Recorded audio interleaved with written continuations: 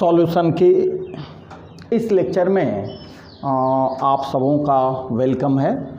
आज बहुत एक सिंपल, बहुत एक छोटे एक्सप्रेशन के साथ जो नॉर्मलिटी का है, और वो नॉर्मलिटी एसिड के बेसिसिटी और बेस के एसिडिटी से कैसे इंटर रिलेटेड है उसको हम लोग इसमें देखेंगे। ठीक है, बहुत सिंपल चीज़ है, इसको जो जानते हैं बहुत अच्छी बात है, जो जस्ट अभी जीरो लेवल में है, शुरू कर रहे हैं, उनके लिए बहुत अच्छी बात है इस चीज़ को समझने की।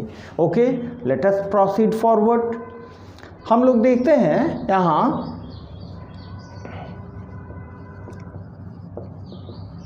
Relation of normality N with basicity. आप जानते हो बेसिसिटी एसिड का होता है, एंड एसिडिटी जो बेस का होता है। ठीक है, इसको डायरेक्ट हम बताने का कोशिश कर रहे हैं, और आप इसको देखो, बहुत बहुत इजी चीज़ है, आपको देख के हंसी आएगी इसको। आइए देखते हैं। नॉर्मलिटी जिसको n से रिप्रेजेंट कर रहे हैं, it is equal to number of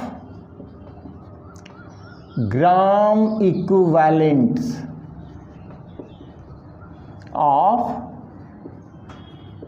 solute divided by volume of solution in liter। ये डिफिनीशन हुआ नॉर्मलिटी का। अब हम लोग क्या करेंगे, पहले आप भी जानते हो, नंबर ऑफ ग्राम इक्विवेलेंट्स को सब्स्टिट्यूट कर देंगे। Number of gram equivalent of solute को सब्स्टिट्यूट कर देंगे किससे? Mass of solute divided by equivalent mass of solute से। तो यहाँ हम लिखते हैं n is equal to mass of solute in grams, जिसको हम लोग WB से रिप्रेजेंट करते आए हैं। ठीक है, divided by equivalent mass of solute. Equivalent mass को हम हिंदी में घुल्ले का समतुल्यांक भार कहते हैं। ठीक है, मल्टीप्लाइड बाय आपको आ गया volume of solution in litre. अब पहले भी हम लोग डिस्कस कर चुके हैं कि अलग अलग सब्सटेंस के लिए इक्विवेलेंट मास का वैल्यू अलग अलग होता है, और उसको हम अलग अलग तरीके से कैलकुलेट करते हैं। तो यहाँ पे हम दिखा रहे हैं आपको कि एसिड और बेस के लिए इक्विवेलेंट मास को कैसे कोरिलेट कर रहे हैं। यहाँ हमने इसको दो पार्ट में डिवाइड कर दिया।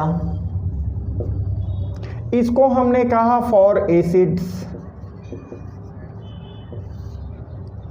तो एसिड्स के लिए n का वैल्यू क्या हो जाएगा? मास ऑफ सॉल्यूट के बदले हम एसिड ले लिए हैं, दैट मीन्स एसिड अब सॉल्यूट का काम कर रहा है। ठीक है, इन ग्राम्स, जिसको आप WB से रिप्रेजेंट करेंगे, डिवाइडेड बाय इक्विवेलेंट मास। अब एसिड का इक्विवेलेंट मास आप कैसे निकालेंगे? ग्राम मॉलिक्यूलर मास या मोलर मास ऑफ एसिड। इसको आप डिवाइड कर दोगे एसिड के बेसिसिटी से, बेसिसिटी ऑफ एसिड। ठीक है, तो आपका इक्विवेलेंट मास ऑफ एसिड निकल जाएगा multiplied by volume of solution in litre. ठीक है, और यहां पर अगर देखें हम बेस की केस में फॉर बेसिस, ठीक है, तो बेस की केस में हमारा क्या हो जाएगा, n is equal to mass of base, क्योंकि बेस यहां सॉल्यूट का काम करेगा। हाँ, ये ग्राम्स में, जिसको हम रिप्रेजेंट करेंगे WB से, divided by equivalent mass of base. ठीक है, ई से रिप्रेजेंट किए, divided by acidity of base. आपको बता दें कि बेस की एसिडिटी होती है, आप भी जानते हो, और एसिड की बेसिसिटी होती है।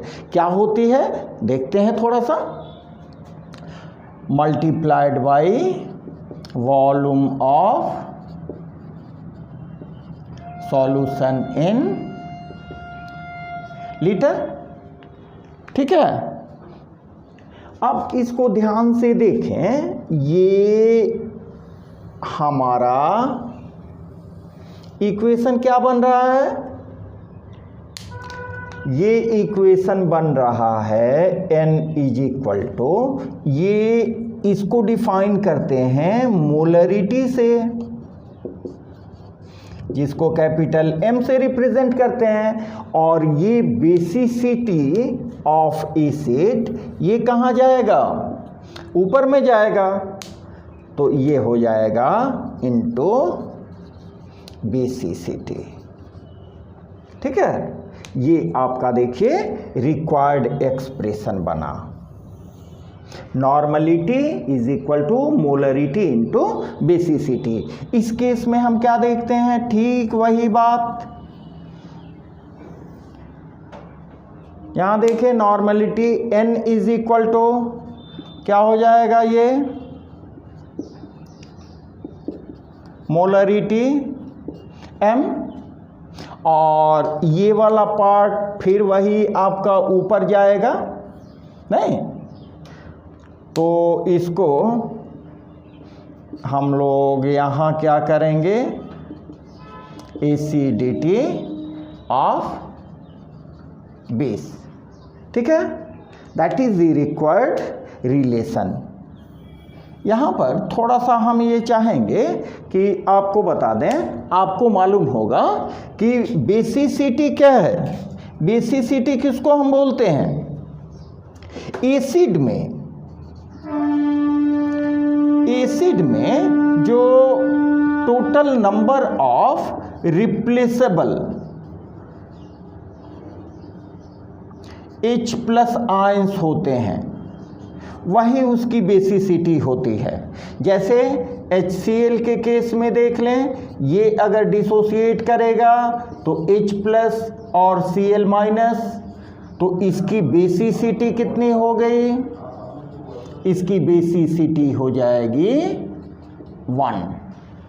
ठीक है, उसी तरह H2SO4 के केस में ये डिसोसिएट करके 2H+ प्लस SO4 2- देगा, तो इसकी बेसिसिटी हो जाएगी 2, क्योंकि यहाँ 2H+2 है। उसी तरह एसिडिटी आपको मैंने पहले भी बता दिया है, अगर कोई बेस है, बेस डिसोसिएट करके जितना OH- आयन देता है उसी की संख्या उसकी एसिडिटी कहलाती है। तो NaOH की एसिडिटी 1 होगी, जबकि CaOH ये डिसोसिएट करेगा तो Ca2+ और 2OH माइनस आयन देगा, तो इसकी एसिडिटी 2 हो जाएगी। इस एक्सप्रेशन को, इस रिलेशन को हिंदी मीडियम वाले स्टूडेंट भी ध्यान से पढ़ें। कोई दिक्कत होने से आप बोलो। अगर ये बढ़िया लगता है तो you must assist me, you must cooperate me.